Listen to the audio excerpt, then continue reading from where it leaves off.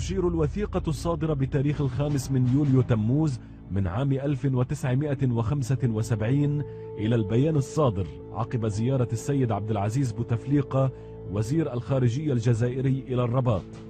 وقد جاء في نص هذا البيان: تأتي هذه الزيارة في سياق التعاون لوحدة المغرب العربي والحوار بين الدولتين الشقيقتين.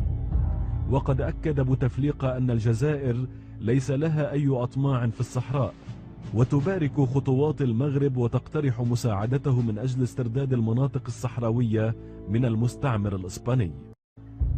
تشير الوثيقة الصادرة بتاريخ 5 من يوليو تموز من عام 1975 إلى البيان الصادر عقب زيارة السيد عبد العزيز بوتفليقة وزير الخارجية الجزائري إلى الرباط. وقد جاء في نص هذا البيان: تأتي هذه الزيارة في سياق التعاون لوحدة المغرب العربي والحوار بين الدولتين الشقيقتين.